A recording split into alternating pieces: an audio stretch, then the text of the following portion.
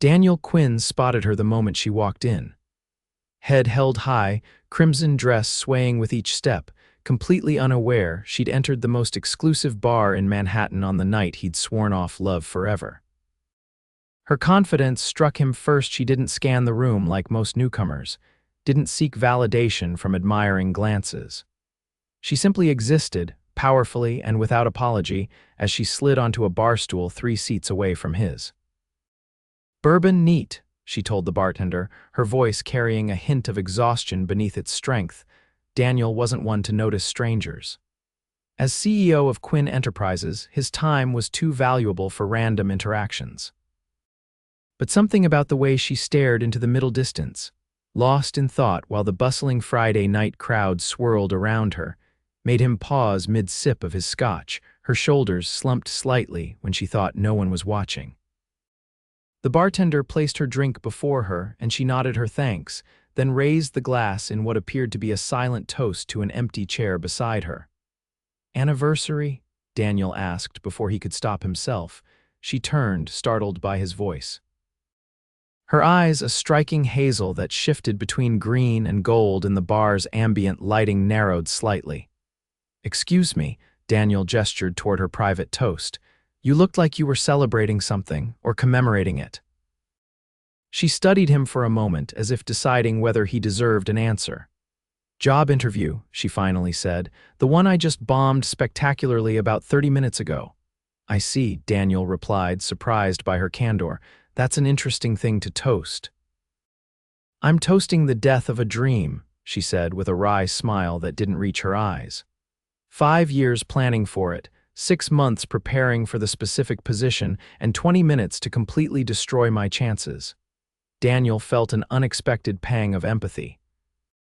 He'd conducted hundreds of interviews himself, watched brilliant candidates crumble under pressure. Something about her resilience, celebrating her failure rather than hiding from it, intrigued him. "I'm Daniel," he said. "Gabriella," she replied. "Gabriella Alvarez." "Well, Gabriella Alvarez, I don't think bourbon is the proper way to toast a dead dream." He motioned to the bartender. "2 glasses of your finest champagne, please." Her eyebrows shot up. "That's really not necessary." "Champagne is always necessary when marking significant life events," he countered.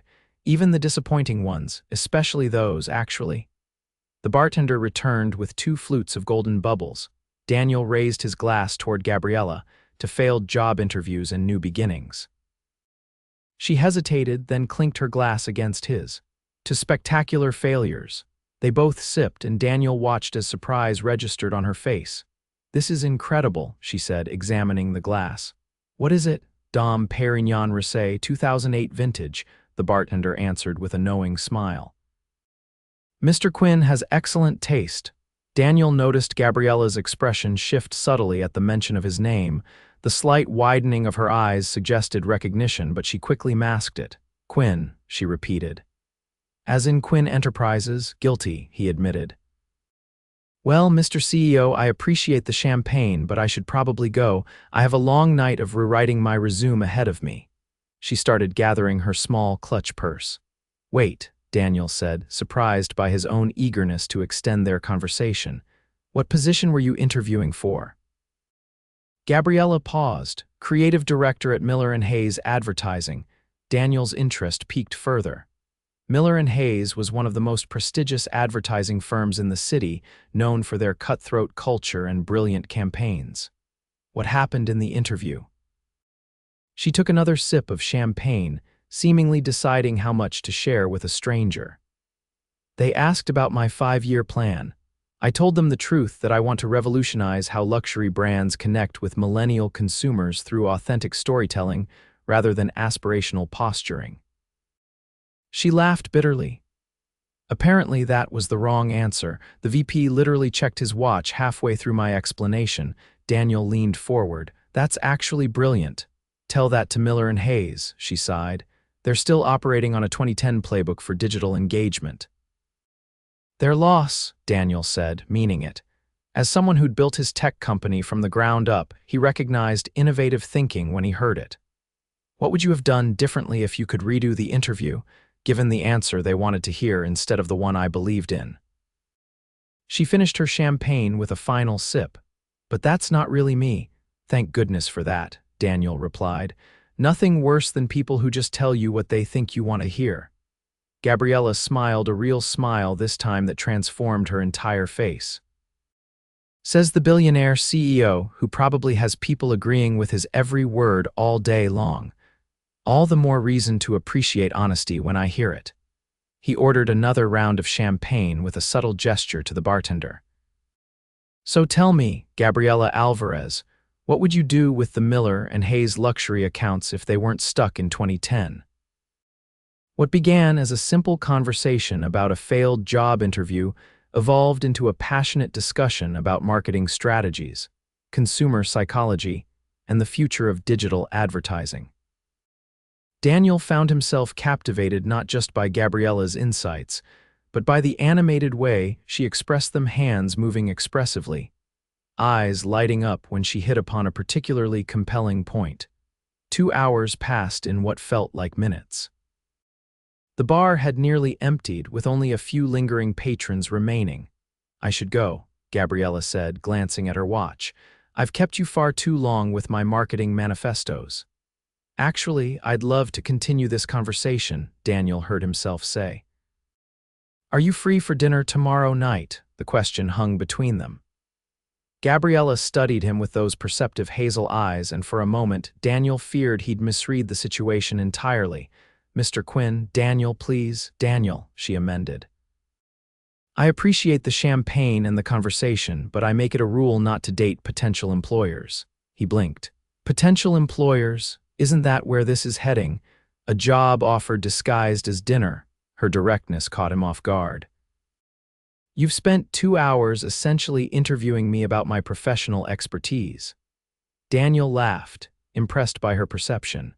The thought had crossed his mind Quinn Enterprises could certainly use someone with her vision, but that wasn't his primary motivation for asking her to dinner. "While I won't deny your talents would be an asset to my company, that's not why I'm asking you to dinner." He met her gaze steadily. "I'm asking because I've enjoyed talking with you more than anyone I've met in years, and I'd like to continue doing so in a setting where we don't have to shout over bar music." Gabriella considered this, twisting her empty champagne flute between her fingers. "Just dinner." "Just dinner," he confirmed, "though I reserve the right to order more champagne." A slow smile spread across her face. "All right, Mr. CEO, one dinner, but I'm picking the restaurant somewhere that won't automatically comp your meal when they recognize you." Daniel grinned. "Deal." The next evening, Daniel found himself standing outside a small Italian bistro in the West Village, far from the upscale establishments he typically frequented for business dinners. The restaurant was charming in its authenticity. Checkered tablecloths, candles stuck in old Chianti bottles, and the rich aroma of garlic and tomato sauce perfuming the air. Gabriella was already seated at a corner table when he arrived. She'd exchanged yesterday's red dress for a simple blouse and jeans, her dark hair falling in natural waves around her shoulders. She looked more relaxed, more herself, and somehow even more beautiful. "You found it," she said as he approached. "My driver was thoroughly confused by the destination," Daniel admitted, settling into the chair across from her. "I think he suspected I was being kidnapped," Gabriella laughed. "Best Italian food in the city. Family owned for 3 generations, and they've never once hired a PR firm or posted on Instagram." "My kind of place," Daniel said, surprised to discover he meant it. The cozy intimacy of the restaurant felt refreshing after endless formal business dinners.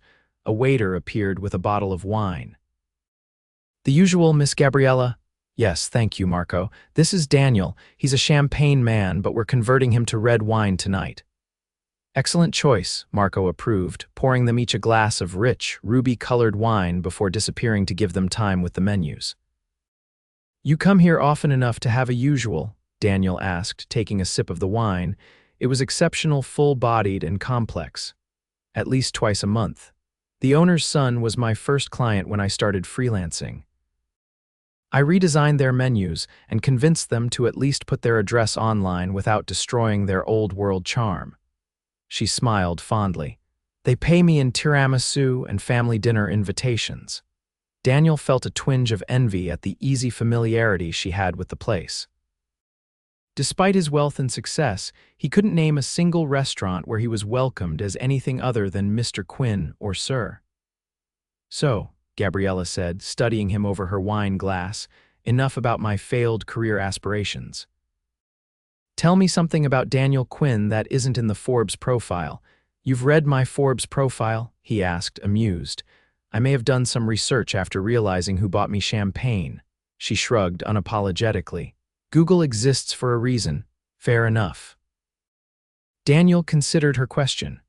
"Something not in Forbes. I have a terrible weakness for 80s power ballads. If I'm alone in my car and Total Eclipse of the Heart comes on, I will absolutely sing both parts at full volume." Gabriella's laughter was immediate and uninhibited. "Now that I would pay to see." "That information is worth at least an embarrassing confession from you," he countered. "Let's see." She leaned forward conspiratorially. "I watch cooking competition shows religiously but can barely boil water without setting off smoke alarms." "Tragic," Daniel said with mock seriousness. "And yet you brought me to an Italian restaurant, to eat the food, not cook it."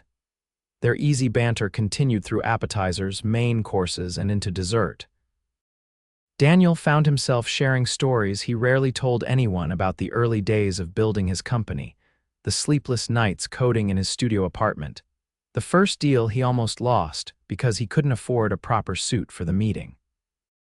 In turn, Gabriella told him about growing up in a household of educators who didn't understand her passion for advertising, her struggle to be taken seriously in a male-dominated industry, and her unwavering belief that marketing could be both effective and ethical. By the time Marco brought the check, Daniel realized he hadn't once checked his phone all evening, a minor miracle in his constantly connected life. "Allow me," he said, reaching for the bill. Gabriella shook her head. "We agreed I'd choose the place. That includes paying. You can't be serious." "Completely serious," she insisted. "I invited you, I pay. That's how it works in the real world, CEO or not." Daniel relented, recognizing the importance of this principle to her. "Then I insist on paying next time." "Next time." Her eyebrow arched challengingly, but he caught the smile playing at the corners of her mouth. "Yes, next time, unless you found my company thoroughly disappointing." It was. She pretended to consider carefully. "Acceptable." Daniel laughed. "High praise indeed." As they stepped outside into the cool evening air, Daniel felt strangely reluctant to end the night. "Can I walk you home or call you a car?" "I'm just a few blocks away," she said, "but I wouldn't mind the company for the walk." They strolled through the village's narrow streets, their conversation flowing as easily as it had at dinner. When they reached a charming pre-war building, Gabriella stopped. "This is me," she said. "Thank you for tonight," Daniel told her sincerely. "Best dinner I've had in years." "It was the company, not the food," she replied with a softness that hadn't been present earlier. Daniel hesitated, then took a chance. "Would it be all right if I kissed you goodnight?" In answer, Gabriella rose slightly on her toes and pressed her lips gently against his. The kiss was brief but perfect, a promise rather than a demand. "Good night, Daniel Quinn," she whispered. "Good night, Gabriella Alvarez." As he walked away, Daniel found himself smiling uncontrollably. For a man who had built his reputation on careful calculation and strategic planning, the unpredictable nature of meeting Gabriella felt exhilarating. What he didn't know was how quickly that exhilaration would be tested. The following Monday, Daniel was in the middle of a board meeting when his assistant slipped him a note. "Miller and Hayes on line 1 urgent," he frowned. Quinn Enterprises had no current dealings with the advertising agency. Excusing himself, he took the call in his private office. "Daniel Quinn," he answered crisply. "Mr. Quinn, this is Victor Hayes. I believe we met at the Economic Club dinner last month." "Of course, Victor. What can I do for you?" "I'm calling about a candidate we interviewed last week, Gabriella Alvarez. She's listed you as a reference on a follow-up application she submitted this morning." Daniel's grip tightened on the phone. She hadn't mentioned reapplying to Miller and Hayes during their dinner. "I see," he managed neutrally. "Frankly, we were surprised." Your name carries significant weight, as you can imagine. Hayes' tone was deferential, bordering on obsequious. We'd value your insights on Miss Alvarez's capabilities. Daniel felt conflicted. On one hand, he genuinely believed Gabriella would excel in the role. On the other, the thought of her working for Miller and Hayes, known for their brutal hours and cutthroat environment, bothered him more than it should after just one date. Miss Alvarez is exceptionally talented, he said carefully. Her understanding of digital engagement strategies is visionary. Excellent. And how long has she consulted for Quinn Enterprises? Daniel hesitated. The assumption that their connection was professional gave him an ethical dilemma. He could either correct the misunderstanding and potentially hurt Gabriella's chances, or allow Hayes to continue believing they had a business relationship.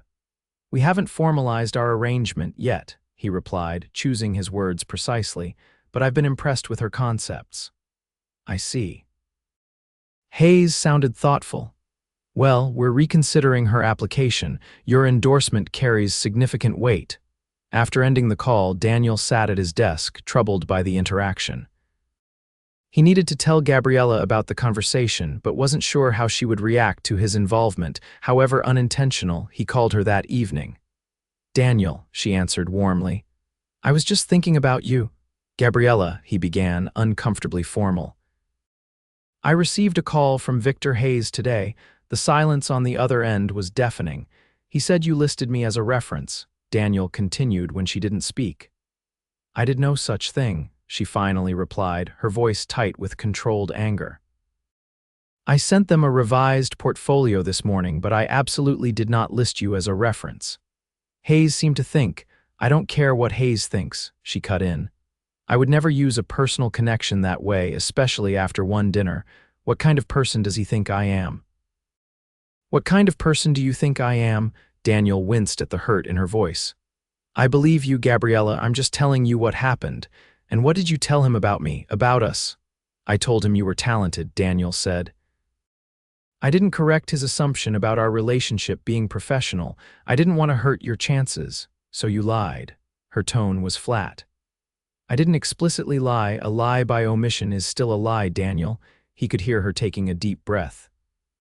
I appreciate that you were trying to help, but this is exactly what I was afraid of when I realized who you were. My entire career, I've worked twice as hard to be taken seriously, to prove I've earned every opportunity based on merit, not connections. Gabriella, I need some time to think, she said. Good night, Daniel. The line went dead. Daniel stared at his phone, frustrated with Hayes, with himself, and with the situation. He'd only known Gabriella for 3 days, yet the thought of losing her already felt unbearable. The following morning, Daniel arrived at his office earlier than usual, determined to fix things. He instructed his assistant to connect him with Victor Hayes immediately. Quinn, Hayes answered on the first ring. I was going to call you today. We'd like to offer Miss Alvarez the position. Your recommendation sealed the deal. Daniel pinched the bridge of his nose.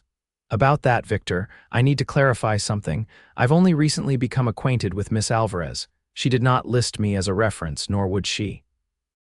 You should evaluate her solely on the strength of her portfolio and interview. Silence stretched across the line. I see, Hayes finally said, his tone cooling considerably. That puts things in a different light. Let me be clear, Daniel continued, his CEO voice emerging. Gabriella Alvarez is one of the most innovative marketing minds I've encountered. If you pass on her because of this misunderstanding, you'd be making a serious error in judgment, one that your competitors would gladly benefit from. After ending the call, Daniel texted Gabriella, We need to talk. Coffee, my treat this time. Hours passed with no response. By late afternoon, he'd resigned himself to the fact that she wasn't going to answer. He was about to leave the office when his assistant announced he had a visitor. Gabriella stood in his reception area, her expression unreadable. You called Hayes, she said without preamble when he approached. I did. He told me everything, she continued, including your glowing professional assessment despite barely knowing my work. I know enough, Daniel replied, and I meant every word.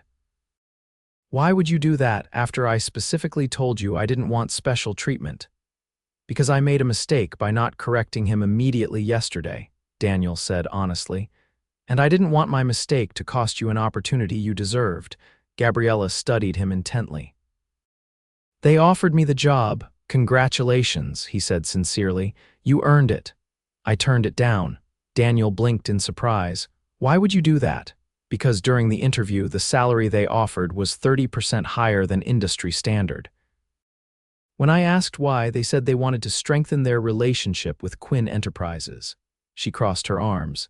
They weren't hiring me for my talents. They were hiring me to gain access to you. Daniel felt a rush of anger at Hayes' transparent maneuvering. I'm sorry. Don't be, she said, her expression softening slightly. It clarified something important for me. What's that? That I don't want to work somewhere that values connections over capability. She took a step closer to him, and that maybe I've been approaching this all wrong. I've been so determined to prove myself independently that I've rejected any hint of help, even when it's offered with good intentions. I should have been more transparent with Hayes from the start, Daniel admitted. Yes, you should have. Gabriella's lips quirked into a small smile. But I appreciate that you tried to fix it. Daniel hesitated. Does this mean you might consider having dinner with me again? I'm thinking about it, she said, but her eyes suggested she'd already decided. Though there's something else we should discuss first. What's that? I had 3 other interviews today, she said. All with companies that mysteriously called me after I submitted applications weeks ago with no response. Daniel held up his hands. I had nothing to do with that. I believe you, she nodded. But one of the interviewers mentioned seeing me have dinner with you at Paolo's. Apparently, we're Manhattan's newest power couple according to some gossip blog. Daniel groaned. I'm sorry, I should have warned you that dating a billionaire CEO might attract attention, she laughed.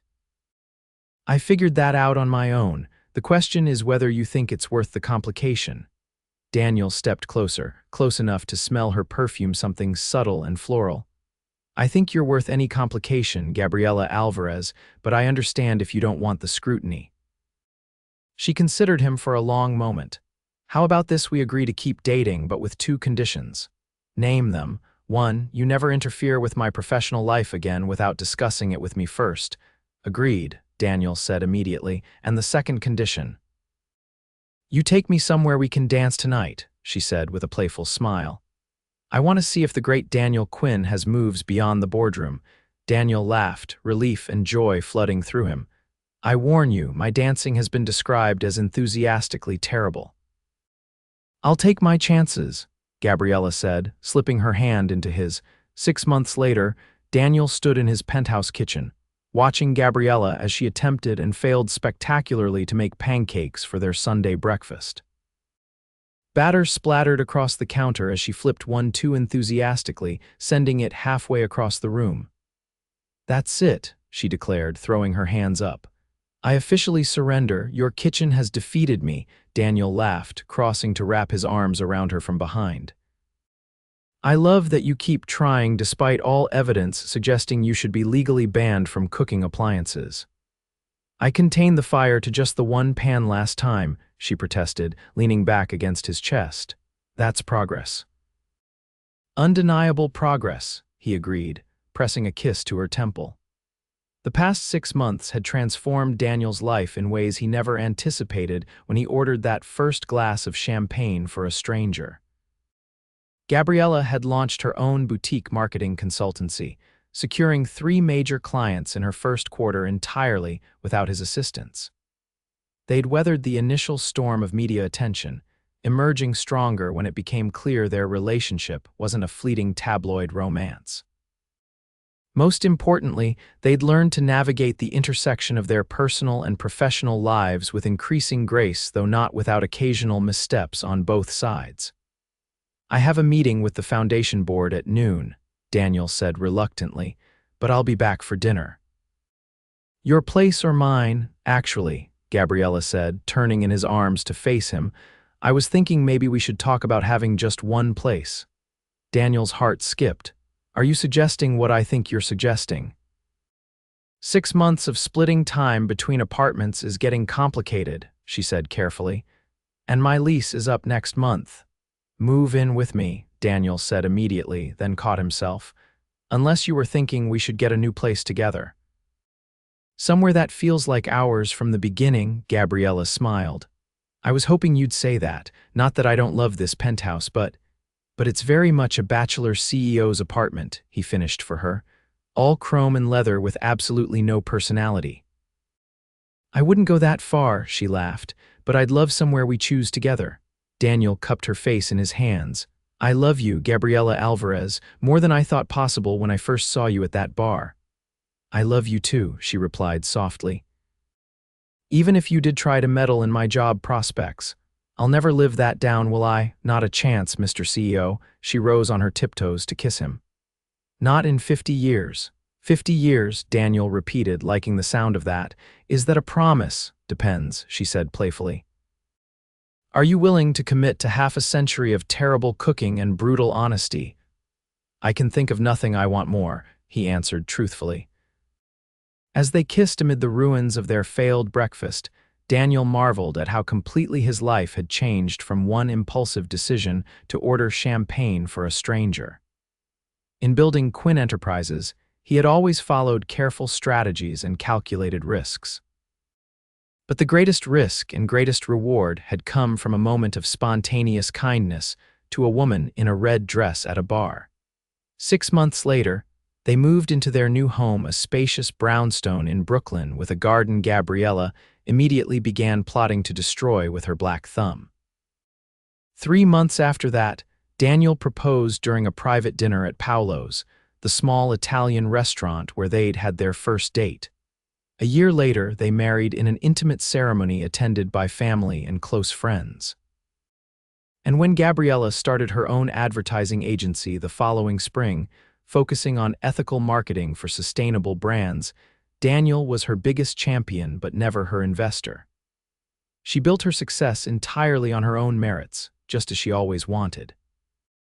On their 5th anniversary, they returned to the bar where they'd first met. Daniel ordered Champagne Dom Pérignon Rosé, 2008 vintage, and they toasted to failed job interviews, spontaneous gestures, and the future they continued to build together. You know, Gabriella mused, if you hadn't ordered me champagne that night, we never would have met properly. Best business decision I ever made, Daniel replied with a smile, though technically it wasn't a business decision at all. No, she agreed, taking his hand across the table. It was just a kind man seeing someone who needed a moment of celebration rather than defeat. The fact that he happened to be a billionaire CEO was entirely incidental. Entirely, Daniel echoed, raising his glass to the remarkable woman who had taught him that the most valuable things in life couldn't be acquired through strategic planning or business acumen. They could only be found through openness, vulnerability, and the courage to connect with a stranger at a bar.